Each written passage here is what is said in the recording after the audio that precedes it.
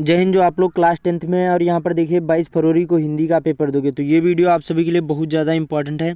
देखिए आज के इस वीडियो में यहाँ पर आप लोगों को यहाँ पर देखिए रस, छंद, अलंकार, उपसर्ग, प्रत्यय, समास और यहाँ पर पर्यायवाची, वाक्य प्रयोग, वाच्य प्रयोग, पद, परिचय, ये सारी चीज़ें इसी वीडियो में बताऊँगा। और इस वीडियो को जो आप लोग कंप्लीट देख लोगे तो यहाँ पर आपके 10 नंबर बिल्कुल पक्के हो जाएंगे। ये MCQ बताने वाले हैं और वीडियो के आखिर में इसका PDF नोट कहाँ मिलेगा ये भी बताऊँगा, तो ध्यान से वीडियो को देखना। और ये आप लोग एग्जाम से पहले ज़रूर ही याद कर लो, इनसे अलग कुछ भी नहीं पूछा जाएगा। तो चलिए शुरू करते हैं, ध्यान से वीडियो को देखना। देखिए यहाँ पर पहला क्वेश्चन कौन सा है, क्या है यहाँ पर, हास्य रस का स्थायी भाव क्या होगा, हास होगा कि शोक की भय की रौद्र। तो देखिए हास्य रस का स्थायी भाव हास होता है, क्या होता है, हास होता है। तो देखिए हास हो जाएगा इसका, यहाँ पर हास्य रस का स्थायी भाव, और जो करुण रस का स्थायी भाव पूछा जाए तो शोक होगा, ठीक है। उसके बाद में अगला यहाँ पर देखिए क्या है, मणि खोए भुजंग सी जन्नी फंसा पटक रही थी शीश, और अंधी आज बनाकर मुझको किया न्याय तुमने जगदीश। इसमें यहाँ पर प्रस्तुत पंक्तियों में कौन सा यहाँ पर रस है। इसमें देखिए मणि खोए भुजंग सी जन्नी फंसा पटक रही थी शीश, इसमें देखिए जब श्रवण कुमार के तीर लगा था तब उनकी माता बिलक बिलक कर रो रही थी। तो इसमें देखिए जब शोक प्रकट हो, किसी मतलब कारणवश शोक प्रकट हो तो दुख प्रकट हो, उसी में क्या होता है, करुण रस होता है। तो राइट आंसर हमारा बी वाला हो जाएगा। बहुत सिंपल सा, इतना सिंपल कोई नहीं बताएगा।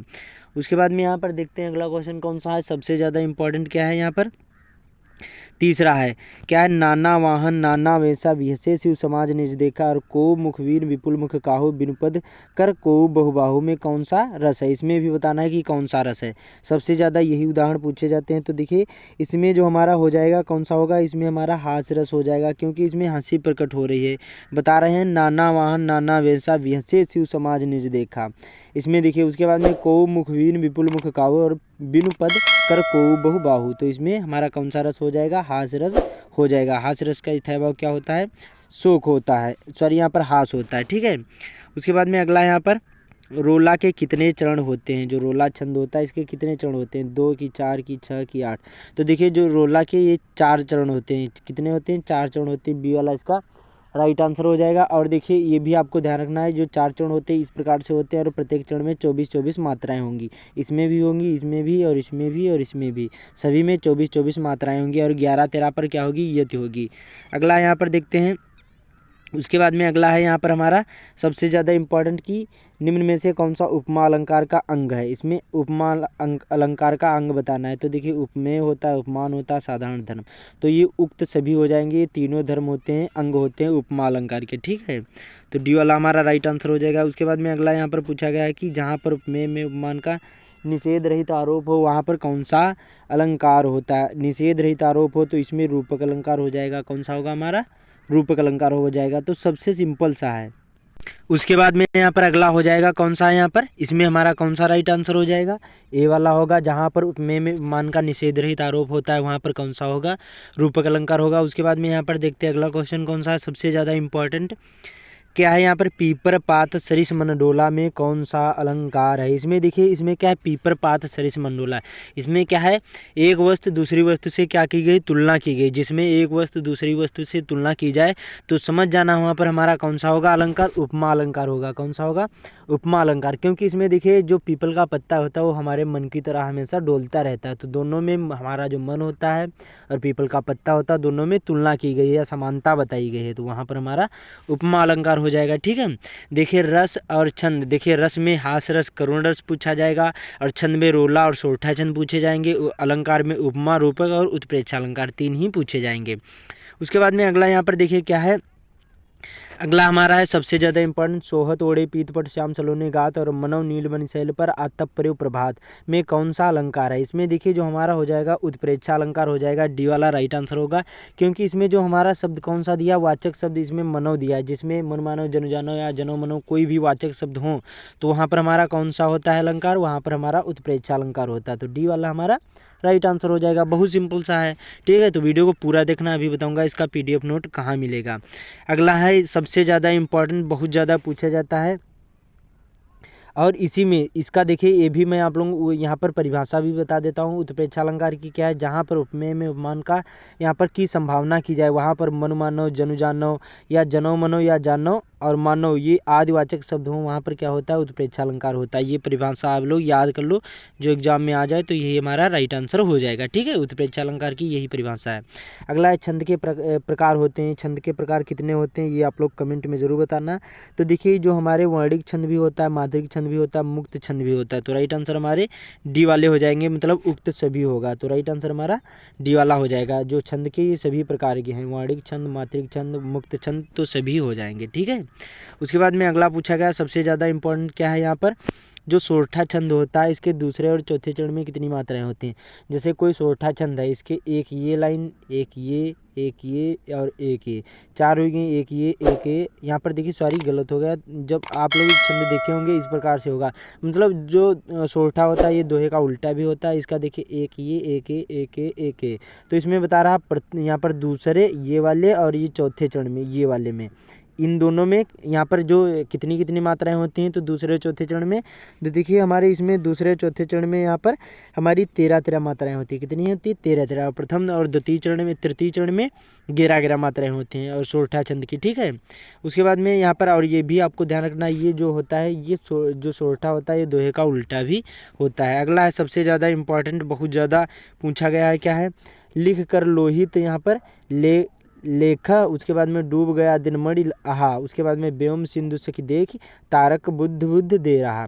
तो इसमें कौन सा हमारा छंद हो जाएगा, तो इसमें हमारा जो होगा ये हमारा छंद हो जाएगा सोरठा छंद हो जाएगा। चाहे इसकी मात्राएं जब गिनोगे तो इसमें पहले और तीसरे चरण में 11 मात्राएं निकलेंगी। चाहे गिन लेते हैं, 1 2 3 4 5 6 और यहाँ पर 5 6 हो गई। उसके बाद में यहाँ पर देख 1 2 3 4 5 6, इसमें डबल गिनी जाएंगी 6 और 7 8 और 9, यहाँ पर 9 और यहाँ पर 10 और 11। देखिए यहाँ पर 11 मात्राएं होंगी और इसमें भी 11 निकलेंगी। तो पहले और तीसरे चरण में जिसमें 11 मात्राएं हो तो समझ जाना वहाँ पर हमारा सोरठा छंद हो जाएगा। ठीक है, अगला यहाँ पर यह सम्मात्रिक छंद है। इसमें 4 चरण होते हैं और प्रत्येक चरण में 24 मात्राएं होती हैं और 11 13 पर यत होते हैं। ये और यह यहाँ पर यह लक्षण किस छंद में है, तो देखिए ये जो लक्षण होगा किस छंद में होगा, ये रोला छंद में होगा। मैंने पहले ही बताया था कि रोला छंद में क्या होता है, यह सम्मात्रिक छंद होता है। इसमें यहाँ पर 4 चरण होते हैं और प्रत्येक चरण में 24 मात्राएं होंगी, 24 मात्राएं होंगी। ठीक है, तो समझ में आया, ये आप लोग इसका परिभाषा भी तैयार कर लो, सबसे ज़्यादा इंपॉर्टेंट है। अगला यहाँ पर देखिए उपसर्ग प्रत्यय समास, ये सभी पूछे जाते हैं। उपसर्ग का मतलब होता है किसी शब्द के पहले जोड़ना। तो देखिए इसमें सह शब्द का है, उपसर्ग लगा है, तो सही शब्द होगा हमारा सहकर्मी हो जाएगा, क्योंकि इसमें सह पहले ही दिया। तो किसी शब्द के पहले जोड़ना उसी को हम क्या बोल देंगे, उपसर्ग बोलेंगे। तो राइट आंसर हमारा ए वाला हो जाएगा। अगला यहाँ पर नेह का तद्भव शब्द का यहाँ पर तत्सम रूप होगा, तो नेह का हमारा हो जाएगा स्नेह हो जाएगा। तत्सम क्या होगा, यहाँ स्नेह को होगा, बहुत सिंपल सा है। अगला यहाँ पर देखिए अपमान में कौन सा उपसर्ग लगा है, इसमें अपमान जो है शब्द, इसमें कौन सा उपसर्ग लगा है, तो हमारा जो अपमान होगा इसमें हमारा लगा हुआ है अ उपसर्ग। क्या है, अ उपसर्ग और प भी है, दोनों होंगे, लेकिन इसमें ऑप्शन में तो ए वाला है, तो जो भी हो आप लोग लगा देना। ठीक है, अप भी माना जाएगा, अप आ भी माना जाएगा, ये गलत प्रिंट हो गया। ठीक है, डी वाला ऑप्शन होना चाहिए था कि यहाँ पर ए सी दोनों। ठीक है, उपसर्ग का मतलब होता है किसी शब्द के पहले जोड़ना, तो अप भी है और आ भी है। ठीक है, तो राइट आंसर हमारा दोनों हो जाएंगे, लेकिन इसमें गलत प्रिंट हो गया है। अगला यहाँ पर पर्यावरण में कौन सा उपसर्ग लगा है, पर्यावरण में हमारा जो है परिय उपसर्ग लगा है, जो पर होगा यही हमारा उपसर्ग होगा। किसी शब्द के पहले जोड़ना, इसका जब संधि विच्छेद करोगे तो परिधन आवरण हो जाएगा। क्या होगा, परिधन आवरण हो जाएगा, तो ये हमारा राइट आंसर हो जाएगा। ठीक है, उसके बाद में यहाँ पर देखते हैं अगला क्वेश्चन कौन सा है, 7 नदियों का समूह का समास होगा। अब देखिए जिसमें संख्यावाचक हो वो क्या होता है, वो हमारा यहाँ पर द्विगु समास होगा। क्या होगा, द्विगु समास होगा। जिसमें संख्यावाचक हो, जैसे 7 नदियों का समूह, चौराहा, सप्तऋषि, नवरत्न, इन सभी, तिरंगा, इन सभी में हमारे क्या होते हैं, द्विगु समास होता है। तो इसमें हमारा क्या बता रहा, समास होगा, इसमें बता रहा है। तो हमारा जो हो जाएगा 7 नदियों का समूह, तो हो जाएगा सप्तसिंधु। तो राइट आंसर ऊपर वाला ही, ये वाला हमारा राइट आंसर हो जाएगा। ठीक है, समझ में आया, और इसमें द्विगु समास है। ठीक है, अगला है तिरंगा में कौन सा समास है, इसमें भी हमारा द्विगु समास हो जाएगा। मैंने पहले ही बताया, तिरंगा, नवरत्न, सप्तऋषि और चौराहा, इन सभी में जिसमें संख्यावाचक हो, संख्या आ रही हो, तो समझ जाना वो हमारा द्विगु समास होगा। ठीक है, अगला यहाँ पर देखिए राजा रानी में कौन सा समास है, और जिसमें योजक चिन्ह लगा हो या फिर और लिखा हो बीच में, दो शब्द हों और अपोजिट हों, जैसे राजा रानी, माता पिता, ऊंचा नीच, ऊंच नीच, धर्म और अधर्म, पाप और पुण्य, इस प्रकार से हो, योजक चिन्ह बीच में लगा हो तो समझ जाना वहाँ पर हमारा द्वंद्व समास होगा, दो ही समास पूछे जाएंगे। तो राइट आंसर हमारा इसमें ए वाला हो जाएगा, क्योंकि योजक चिन्ह लगा है बीच में, और अपोजिट हो, राजा रानी अपोजिट ही होता है एक दूसरे का, ठीक है। तो ये समझने की ट्रिक होती है, ये कोई नहीं बताता है। देखिए मैंने लिख भी दिया है कि और का लोप हो या योजक चिन्ह बीच में लगाओ तो समझ जाना वहाँ हमारा द्वंद्व समास होगा। अगला है खीर का तत्सम रूप होगा, तो यहाँ पर खीर का जो तत्सम रूप होगा ये हमारा क्या हो जाएगा, क्षीर होगा। क्या होगा, क्षीर होगा। तो राइट आंसर हमारा बी वाला हो जाएगा। 20वें का राइट आंसर हमारा कौन सा होगा, बी वाला हो जाएगा, क्षीर हो जाएगा। खीर का तत्सम रूप हमारा क्षीर हो जाएगा। और ये ध्यान रखना कि इसमें मिस्टेक नहीं करना, क्षीर ये भी लिखा है, छीन लिखा, खीन लिखा, लेकिन कंफ्यूज ना होना। पहले क्वेश्चन को अच्छी तरीके से पढ़ो कि इसमें क्या बता रहा है। तो क्षीर हमारा राइट आंसर हो जाएगा। और पत्थर का तत्सम रूप क्या होगा, जो पत्थर होता है इसका तत्सम रूप क्या होगा, तो हमारा जो पत्थर का तत्सम रूप क्या होता है, प्रस्तर होता है। आपने पढ़ा भी होगा, तो प्रस्तर हमारा राइट आंसर सी वाला हो जाएगा। उसके बाद में अगला गंगा का पर्यायवाची शब्द होगा, तो गंगा का पर्यायवाची सुरसरिता भी होता है। तो यहाँ हमारा राइट आंसर ए वाला हो जाएगा। सरिता नदी ये पर्यायवाची नहीं है, ये नदी के पर्यायवाची हैं, ठीक है। गंगा का पर्यायवाची सुरसरिता होगा, राइट आंसर हमारा ए वाला हो जाएगा, ठीक है। उसके बाद में यहाँ पर देखते हैं अगला क्वेश्चन कौन सा। वीडियो को पूरा देखना, भी बहुत सारी चीज़ें पढ़ी हैं। अश्व शब्द का पर्यायवाची होगा, तो अश्व शब्द का जो हमारा पर्यायवाची बच्चों क्या हो जाएगा दोस्तों, क्या हो जाएगा, तो ये हमारा तुरंग जो है ये हमारे दोनों अश्व के पर्यायवाची हैं। विहंग द्विज ये हमारे हाथी के पर्यायवाची हैं, और मरकट कप ये हमारे उसके बंदर के पर्यायवाची हो जाएंगे, ठीक है। अगला यहाँ पर भाषा की सबसे छोटी इकाई को हम क्या बोलेंगे, तो इसमें जो भाषा की सबसे छोटी इकाई को क्या हम बोलेंगे, वर्ण बोलेंगे, या फिर अक्षर भी कह सकते हो या वर्ण बोल सकते हो, ठीक है। अब यहाँ पर अक्षर कौन कौन से होते हैं आपको पता भी होगा। भा भी एक अक्षर है, आ भी एक अक्षर है, सा भी एक अक्षर, ये सभी क्या हैं, ये अक्षर हैं। तो यही हमारा राइट आंसर हो जाएगा। भाषा की सबसे छोटी इकाई को क्या बोलेंगे, अक्षर बोलेंगे। उसके बाद में अगला यहाँ पर देखते हैं जिसके विषय में कुछ कहा जाता है उसे हम क्या बोलते हैं, तो जिसके विषय में हम कहेंगे उसको हम क्या बोलेंगे, उद्देश्य बोलेंगे। क्या बोलेंगे दोस्तों, यहाँ पर उद्देश्य बोलेंगे। बी वाला इसका राइट आंसर हो जाएगा। अगला है वाक्य कितने अंग होते हैं, ये भी आप लोग याद कर लो, ये सबसे ज़्यादा इंपॉर्टेंट है, ये कोई नहीं बताएगा।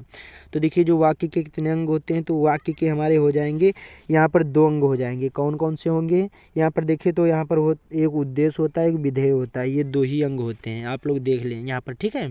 उद्देश्य और विधेय ये 2 ही अंग होते हैं वाक्य के, ठीक है। अगला रचना के आधार पर वाक्य के कितने भेद होते हैं, तो रचना के आधार पर जो वाक्य के भेद होते हैं ये हमारे यहाँ पर देखिए 3 होते हैं। कितने होते हैं, 3 होते हैं। और कौन कौन से होते हैं, तो सरल वाक्य, संयुक्त वाक्य, मिश्रित वाक्य आपने पढ़ा होगा। वाक्य रचना के आधार पर 3 ही यहाँ पर वाक्य के भेद होते हैं, सरल वाक्य, संयुक्त वाक्य और यहाँ पर मिश्रित वाक्य, ठीक है। समझ में आया, ये आप लोग देख लो, भी यहाँ पर लिखा भी है, ठीक है। ये आप लोग पढ़ लो अच्छी तरीके से। उसके बाद में अगला यहाँ पर, और वीडियो की क्वालिटी अच्छी नहीं दिख रही हो तो 360 लगा लेना। बाकी चैनल पर पहली बार आए चैनल को सब्सक्राइब भी कर लेना। आप लोग जिस पर भी कमेंट करोगे मैं आप लोगों को वीडियो प्रोवाइड कर दूंगा। अगला है वाच्य प्रयोग के कितने भेद होते हैं। जो वाच्य प्रयोग होता है इसके कितने भेद होते हैं, तो देखिए इसके जो हमारे भेद होंगे ये हमारे 3 होंगे। कितने होंगे, यहाँ पर 3 होंगे। कौन कौन से होते हैं, कृतवाच्य, कर्मवाच्य, ये सभी इसके भेद होते हैं 3। अगला यहाँ पर निम्नलिखित में से वाच्य के भेद, देखिए आ गया शब्द, तो ये हमारे कर्तवाच्य, कर्मवाच्य, भाववाच्य, ये तीनों हमारे भेद होते हैं। तो यहाँ पर उक्त सभी हो जाएगा, राइट आंसर डी वाला। अगला है विकारी पद होते हैं, तो विकारी जो पद होते हैं ये कितने होते हैं, 4 होते हैं। कितने होते हैं, 4 होते हैं। कौन कौन, संज्ञा, सर्वनाम, विशेषण और क्रिया, ये विकारी पद ध्यान रखना है। और अव्यय जो होंगे या फिर संबंधबोधक, ये सभी अभिकारी पद होते हैं। तो राइट आंसर ए वाला हो जाएगा। मैंने लिख भी दिया है कि यहाँ पर संज्ञा, सर्वनाम, विशेषण, क्रिया, ये 4 ही यहाँ पर विकारी पद होते हैं। अगला संज्ञा के मुख्यतः कितने भेद होते हैं, आपको पता भी होगा। जो संज्ञा के मुख्यतः 5 भेद होते हैं। कौन कौन से होते हैं, व्यक्तिवाचक, जातिवाचक, आपने यहाँ पर इंग्लिश में पढ़ा होगा, जो collective noun, proper noun, common noun, material noun, वही सभी हिंदी में व्यक्तिवाचक संज्ञा, जातिवाचक संज्ञा, भाववाचक संज्ञा, समूहवाचक संज्ञा और द्रव्यवाचक संज्ञा, ठीक है। ये आप लोग याद कर लो, आ सकते हैं। उसके बाद में प्रश्नवाचक सर्वनाम होते हैं, तो प्रश्नवाचक सर्वनाम जैसे क्या, कौन, ये सभी क्या होते हैं, ये दोनों होते हैं, ए बी दोनों हो जाएंगे, ये प्रश्नवाचक सर्वनाम होते हैं। उसके बाद में अगला है निम्नलिखित में से कौन सा अभिकारी पद है, तो हमारा इसमें आपको जब विकारी पद पता होगा तो अभिकारी आसानी से आप लोग ढूंढ लोगे। तो संज्ञा, सर्वनाम, क्रिया, ये तीनों हमारे विकारी पद हैं और इसमें अभिकारी है। अव्यय हमारा अभिकारी हो जाएगा, डी वाला इसका राइट आंसर हो जाएगा। अगला है यहाँ पर अब देखिए इतने ही आप लोग तैयार कर लो, 33 क्वेश्चन तैयार कर लोगे, यहाँ पर 10 नंबर आपके पक्के हो जाएंगे। एक वीडियो और प्रोवाइड कर दूंगा जिससे और अच्छी तरीके से आपके पक्के हो जाएंगे। तो इनको अच्छी तरीके से एग्जाम से पहले याद कर लो, बहुत ज़्यादा इंपॉर्टेंट है। बाकी इसका PDF नोट चाहिए तो लिंक डिस्क्रिप्शन में मिल जाएगा, टेलीग्राम या व्हाट्सअप ग्रुप का, वहाँ से ज्वाइन करिए, उसका PDF नोट प्राप्त कर लीजिए। और बाकी ये भी आप लोग कमेंट जरूर करना कि ये वीडियो कहाँ से आप किस ज़िले से देख रहे हैं, कमेंट जरूर करना। तो मिलते हैं अगले वीडियो में।